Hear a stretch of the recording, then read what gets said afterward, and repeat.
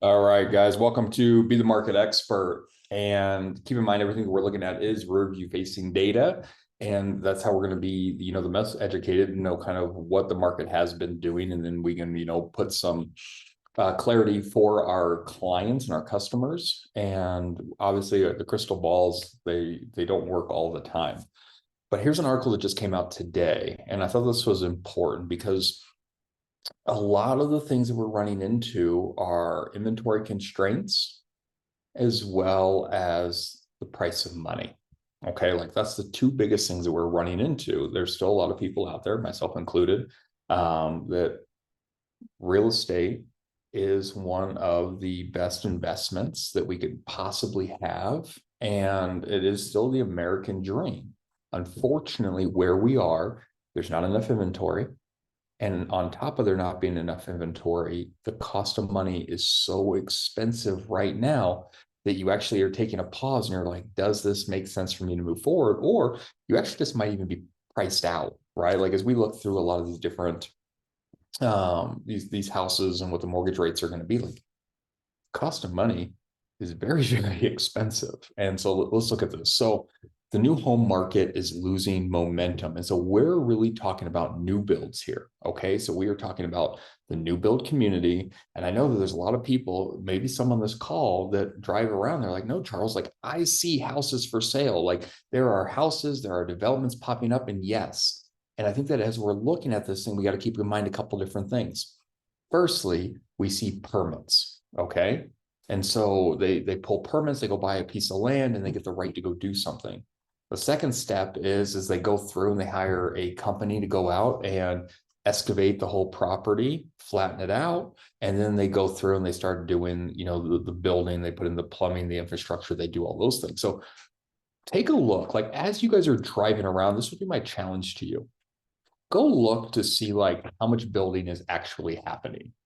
Like how much building has been completed and it looks like someone's about to move in versus like how many homes are for sale in a new build community. Because I think that if you were to go look at this, what you're going to start to see is that the new build community, all of them, have a fiduciary responsibility to their stock price. And with that being said, what that looks like is they are not going to flood the market with homes and dilute their housing price, because that's going to dilute their shares and their stock, and they're going to lose value. So it says, even with a drop in housing starts, the new home markets will likely continue to outperform the existing home market. All right. And this is important. And this is what we have to know about this. When we're going through, we're going to see new home builders in this particular market win. And the reason why is this: they're their own bank.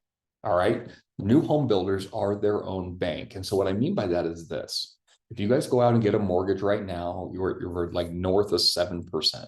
All right. That's what the rate is. And I guess get it, like there's buy downs, there's all kinds of different things. Well, this is why like banks and your lenders don't typically go out and compete against a new build, and they pretty much wave the white flag as soon as they hear that your client's looking at a new build, because they know that they can't compete against a new build because the new build's their own bank. All right. So they go to one of these new builds. What the new builds is going to do is they're going to say, well, hey, if you use our preferred lender, which is typically someone that's using the bank or the new build's money, then we're going to be able to give you these incentives. And a lot of these incentives already are just lower interest rates. All right. So they're already giving lower interest rates to the buyers as they're going forward.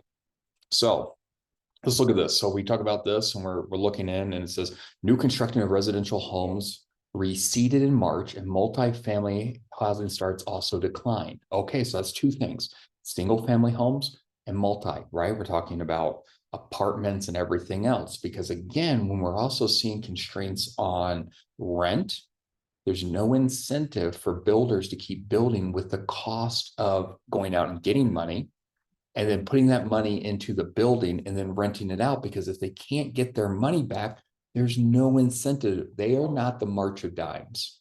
All right. They're not a charity. None of these new builders are. And so they are capitalist. They care about their stock price, and they are not going to flood the market with homes. They're not going to break even. They have a dollar amount, they have a ROI that they're looking to hit. Privately owned housing starts fell to a seasonally adjusted annual rate of 1.32 million units, down 14% month over month and down 4% year over year. So even versus last year, we are seeing less housing starts. And it's because interest rates and everything else that are happening. So we look as the single family housing starts in March fell 12.4%, down to 1 million units. With multifamily starts, they trickled down to 290,000 units, right? Which we know like 5, 10, 15, 20 unit housing. We're looking through this as inventory has been a major constraint on the housing market, and we know this. And new construction has been an outsized share of the market. And what that means is this: we're seeing the new builds take more than their unfair share in the current market conditions that we're in. And again, it's because they control their own mortgage rates. That is the only reason why. When you're looking at two houses and you're like, cool, like I can have this older home that needs a little bit of work and my interest rate is 7%, or I can go to this brand new house and they're offering 5%. Typically the 5% at the brand new house is going to win out. And that's why they're taking more than their unfair share. Typically in a normal, a healthy market, resales win. All right. Like the housing that we're listing is the housing that wins in any market. Because again, a lender, a builder can go and drop rates. If we're at like 5%, they're not typically going to go down to like 3 or 2% interest rates to get a lot of people in there. They might start giving away a refrigerator or appliance packages. And anyone that's bought housing in the past, like, that's what they do. They're like, get a free refrigerator upgrade was typically their incentives. So as we're looking through and we're diving into it, it says housing starts surged in the West in March. So Western United States, we have seen a little bit more building. And again, it's because there's a little bit more affluent buyers in our piece of the United States, if you will. And so we are seeing a little bit more traction there, but it's still not huge. And so it says, despite the challenges, the new home market will likely continue to outperform the existing home market, the resale market, over the near term. All right. Unlike existing homeowners, builders are not rate locked in. And that's big, guys. And I can't stress that enough. Builders pick their own rates. That's why they want you to use their lenders. And so as we're thinking about this, and we're thinking about the cost of money, all right, the cost of money, how expensive it is, we need to get very intimate in knowing where all the new build communities are. In this market, we're not going to be able to beat them, right? We're not going to be able to go through and go after a bunch of resale houses. And so look and start planning where these are. And right, shameless plug for Friday, like Elizabeth and I are going to go to one of these new build communities and go look at it. And we're going to use some of those things for social media. And we're going to go through and we need to be making sure that we understand where all these things are. And so going through and knowing this and being able to say like, hey guys, I know that money's tight, but if you're looking to buy a house in this market and I get the 7% doesn't make a whole lot of sense. But once I get you into a brand new home and it's at 5%, like that's big, right? Like we can actually go through and have those conversations and move forward from there. So as always, let's go into what Altos data is giving us through Housing Wired. And again, keep in mind, rear view facing data. It says mortgage rates headed higher last week after the CPI inflation, right? We know that. People are still spending money, right? Right. And when we start talking about the cost of money, we take the biggest hit as real estate agents in our industry because we are dealing with the largest financial decision that most Americans make in their lifetime. And so that cost of money, we feel it. People going on to Amazon and spending X amount of dollars and putting it on the credit card, and they just run up their credit card tab and they pay their, $10, $20 a month just to buy it down. And then the American Express or Visa or whatever just keeps extending them more and more credit. Like they can stomach that all day long. What they can't do is go through and take $4,000, $5,000 out of their bank account every month to pay the bank. That's a lot harder. So when rates go up, our industry feels it first. So, and keep in mind what was happening last week was tension was high, right? For anyone that followed what was happening over the weekend, with Israel and Iran, like this put a lot of fear of how this was going to spill over. There was a lot of countries already, saying like, hey, I just want to let you know that this is the side that I am for. And if any other side plays, then we're going to jump in as well. And so this had definitely an impact on what was happening on our stock market, as well as mortgage rates at the same time. So it says, should we expect even higher rates? Well, I would say this, again, this is rearview facing data. This was Friday. We saw some tensions raise over the weekend. And then Iran said, hey, we got it out of our system. As long as Israel doesn't retaliate, we're done. And that was pretty much the general message that was sent out. So we're sitting on Tuesday at this point. And so I can't imagine anything that was happening over in that side of the world is going to affect us as of where they have left it now. It doesn't mean that something couldn't, tensions can't rise, because tensions has been going back and forth for well over a year at this point. We're not going to jump into the 10-year yield and with what they do with mortgage rates or over the Treasury.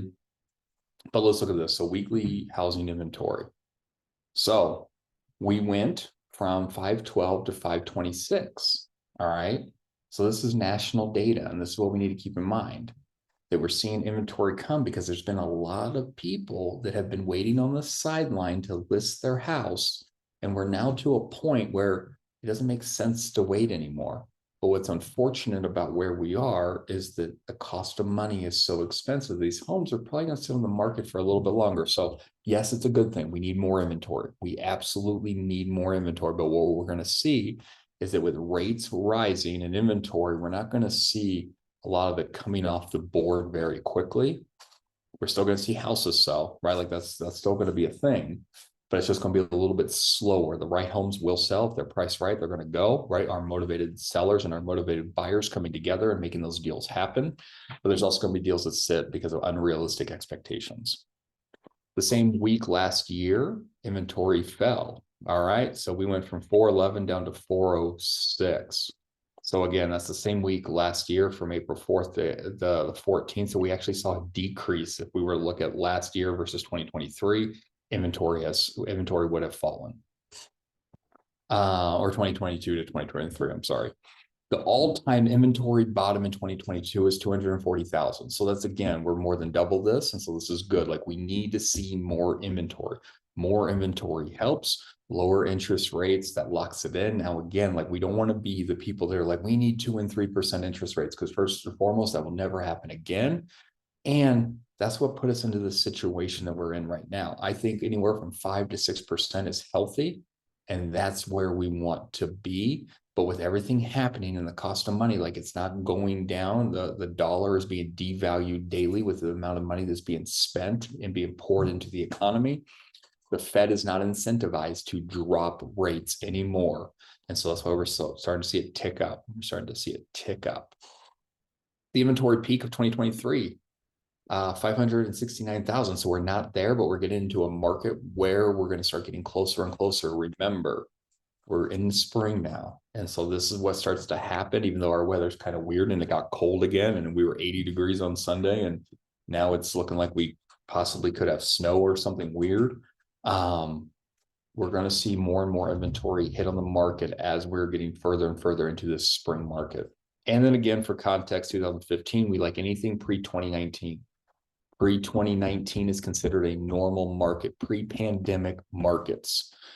Over 1 million homes. Over 1 million homes on the market. This is the kind of market that we want to be in, guys. Like, I get it. Like, it's fun when there's no inventory and interest rates are low and we're just slinging houses. But this is what brings more sellers and more buyers to the table. They make educated decisions on buying and selling houses, and they come together. So we want to see this $1 million inventory, million units on the market. Because again, what we also have to keep in mind is that our population is growing. We have one of the very few demographics inside of our country that has a growing population. There's a lot of populations in a lot of other countries right now that are on the decline, and our population is continuously growing. And so we need more houses because we have more and more people either entering into our country or coming of age to buy a house. We need more houses. And the new listing data, right? We're just looking through. We had 66,000, 2023, 48,000, and then in 2022, 67,000. So we're almost back to 2022 levels. We're past 2023, and just keep in mind, 2023 got really weird. 2022 is only weird in the end of the year with interest rates going like this very, very quickly.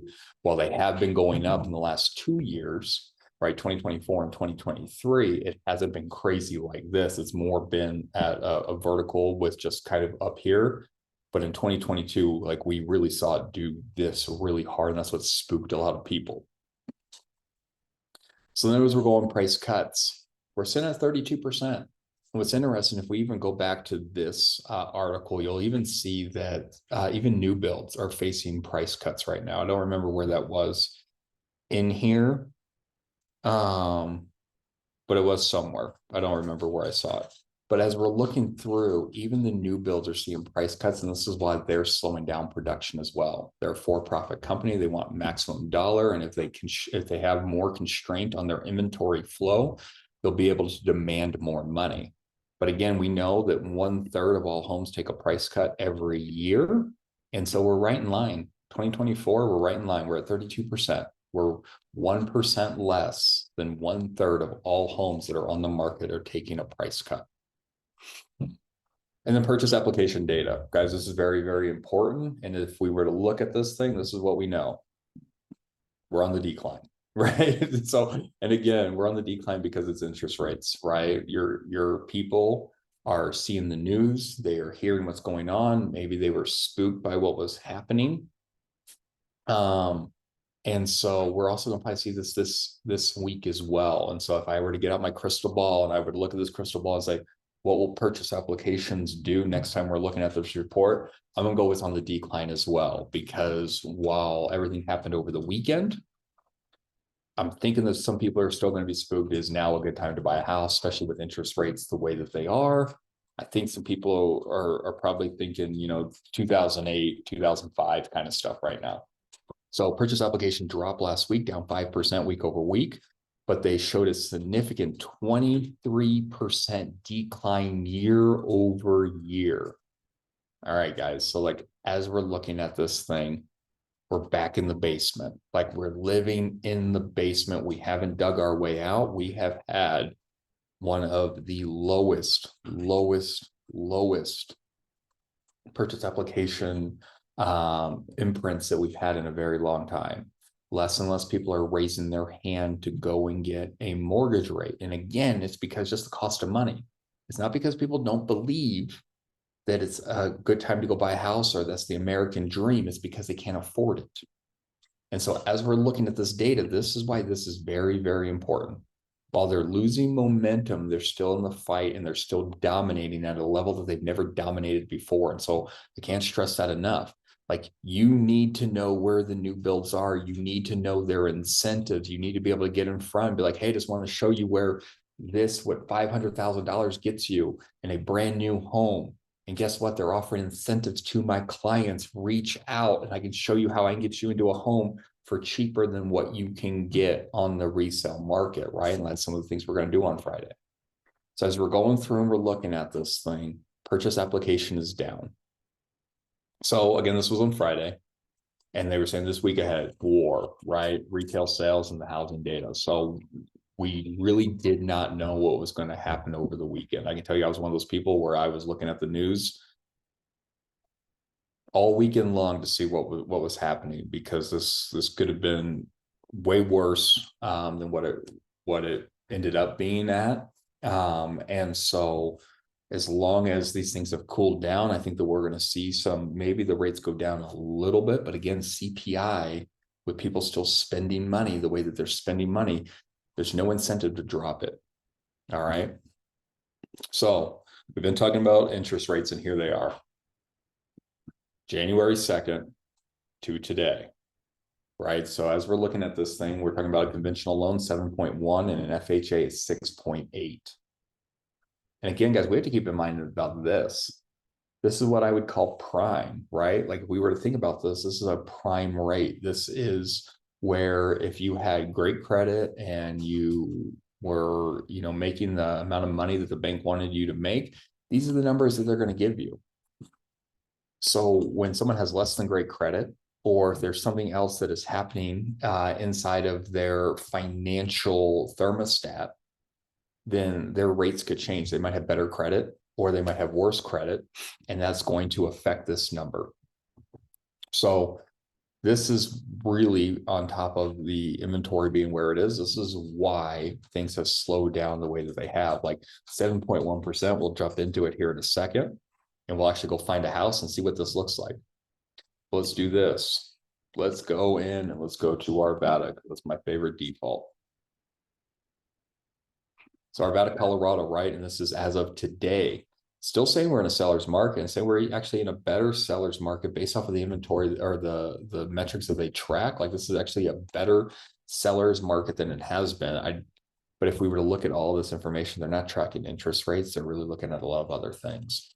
So median list price in Arvada right now, $732,000.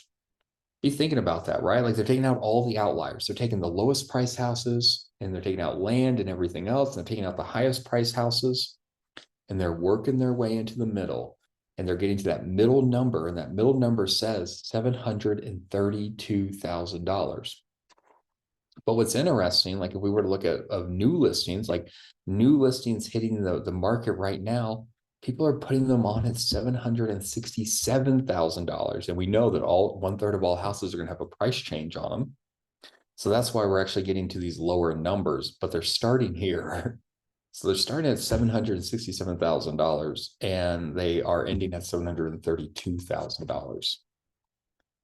That's a huge number. And we're going to plug that in here in a minute. We're going to look at what that looks like to our consumer.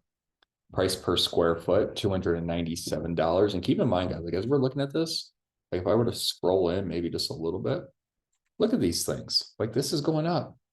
This is going up. Interest rates are going up, and so are the prices in Arvada, Colorado.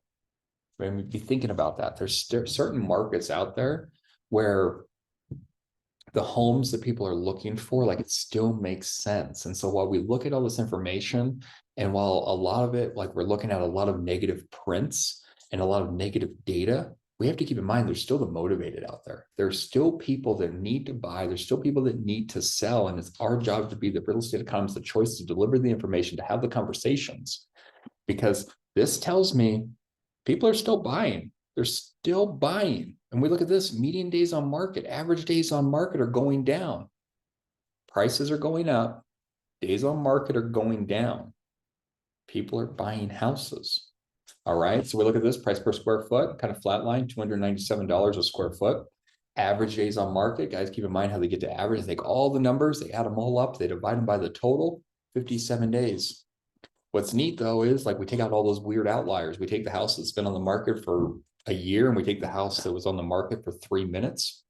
We take out all those, we move back to the middle, 14 days on market. This is why pricing strategy matters, right? So we're saying if the home's priced right, we're seeing the home sit on the market for about 14 days. These are the kind of conversations that we should be having, right? 14 days, well, our strategy needs to be price it right, beat the competition, look at the competitive market analysis around the neighborhood. These are what they're priced at to beat these houses, to get more eyes on your house. We need to be priced here because this is our median days on market. Price decrease is 28%, so we're right in line. We know that 1/3 of all homes take a price decrease. Arvada, we're doing a little bit better than that, but look, check this out. Like this shows us new listings are coming in at 767. They're kind of ending at 732 as the list price. And we see that. So 30% of all homes, price increases, a little bit of a spike, week over week, a little bit, right? But nothing huge, 3%. We saw 3% price increases. That tells me new builds hitting the market. That's all that is. That means we went from phase 1, we're now in phase 2, and we did a $10,000 bump, a $50,000 bump, whatever that looks like. Relisted homes, we know this. that's the game that we're playing right now. We know that with mortgage rates where they are, we know that we have more discerning buyers than we've ever had. And we're getting through and we're getting to these inspection processes. And they're like, you know what? It's not even worth you going through and negotiating around the inspection resolution, because there's got to be a better house out there for what I'm paying. And so that's why we're seeing these relisted homes, 2%. It is down though. So check that out. I mean, in March, we were at 7%. 7% of homes are falling out of contract and having to be relisted. Now we're at 2. We're at 2%. So that's not a huge number, but that's why we're seeing what we're seeing. Inventory 120, median rent price is 31,000.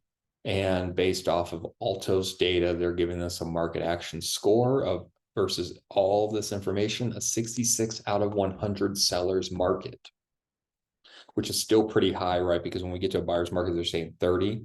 So we're higher than that at this point, and they're saying that it is still more than what it was in last month versus the market that we were in, even though that was also a seller's market. So let's check this out. Let's go to median price and let's go 732. Median list price 732. So let's look through this. We're on RKW website and we're just looking at houses. We're in Arvada.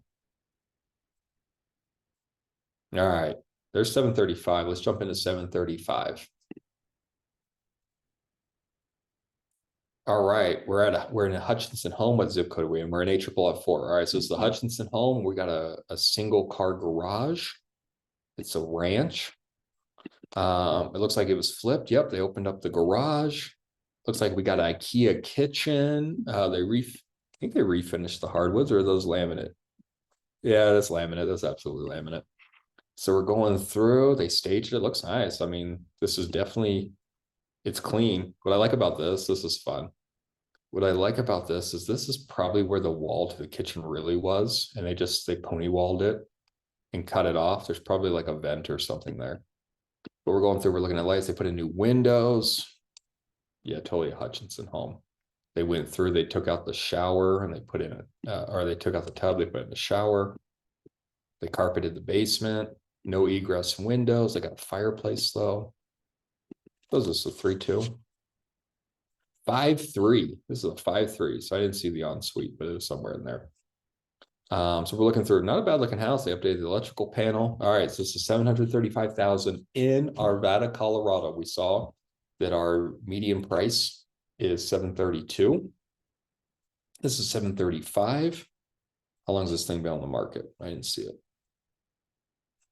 5 days. 5 days on the market. All right, cool. So we're 5 days on the market. We got AC, we got forced air, we got one car garage, single family home in Arvada. Supposedly 12 people looked at this thing. One person has shared it. All right, let's do this. Let's go back and let's put in conventional. Let's say I'm going to conventional loan, 7.1%. I'm going to put down 20%. Now I know that you don't need to necessarily put down 20% to get a conventional loan, but let's just do it that way. 7.1.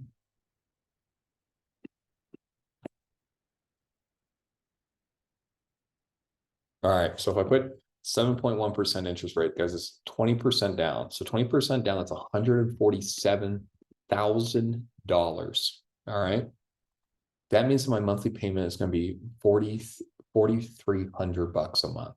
All right. So $4,300 a month. What is that? That's 42. That's what, $52,000 a year. All right. So $52,000 a year is what that someone's going to have to pay. Principal insurance, so they're going to be paying almost $4,000 a month towards the principal. Property taxes on top of that. Home insurance. Keep in mind, property taxes is going to keep going up, and this is last year's property taxes, and we know the property taxes every year are going to just go up and up and up. So that's at 7.1%. Now let's look at FHA. So FHA right now is 6.8. Let's go 6.8.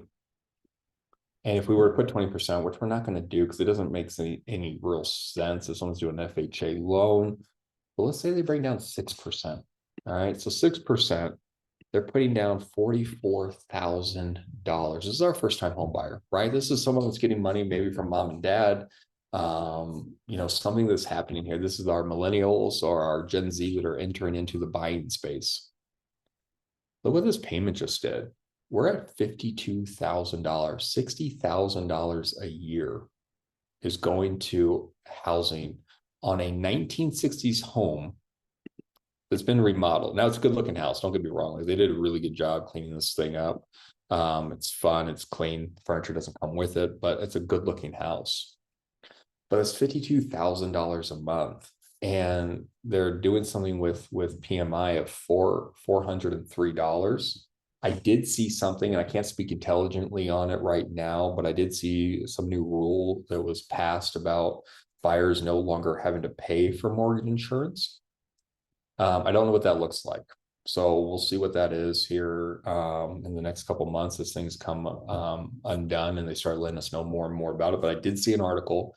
But think about that. I mean, we're talking about 400, we're talking about 4,000, almost $5,000 a year on PMI that's gone, like that the buyer's no longer having to pay. That's definitely going to help with some affordability, right? So as we look at this thing, we just need to keep in mind $5,200 is what our millennial Gen Z first-time home buyers would be paying on a house at our median price point, right? So we're talking about $735,000 rehabbed home from the 60s. They're getting it for a monthly payment of $5,200. And this is why this conversation, again, is super important. We need to be going through and making sure, as the real estate economists of choice, that we understand all of the options. We need to know what our lender partners are offering, whether they're offering free buy downs or whatever they're doing. We need to know where all the new home builders are, and we need, maybe not all of them, but we need to have a pretty good idea of where they are and what they're offering to their communities, and being able to get there and being able to articulate this, because this is truly right here. This is the biggest issue that we are facing. $5,200 a month. We have an affordability issue in the United States, and more so in Colorado, with our price points being so high. So as we're going through and we're talking about the psyche of our clients, our customers, and we're having these conversations, we do know that with the housing market, with the recession, we are in a housing recession. Like, that's very real. It does come down to inventory, the lack of inventory that we have, with the cost of money being where it is. And so just be thinking about this for you homeowners out there. Be thinking about what you owe every month. And does it make sense for you to go sell your house and go buy a new house, jumping into a monthly payment like this? And some people it does, right? This is the thing. Our job right now is to find the motivated. There's going to be people out there right now that need to move. They're getting married, they're having children, they're getting divorced, someone has passed away, someone's getting a job relocation, someone unfortunately has lost their job. Like, these are the things right now in our current market that are forcing people to buy and sell houses. It's still happening. It's our job to be educated and to be able to educate our people. And we can't be secret agents. I don't know if anyone has heard Debbie say that, or anyone referenced Debbie saying that.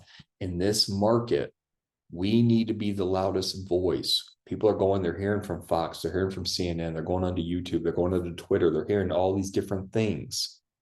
You know the markets, you know your lender partners, you know the incentives that are out there, and what are you doing to promote it? What are you doing to where we're going through and we're having face-to-face conversations with people to be the real estate economists of choice?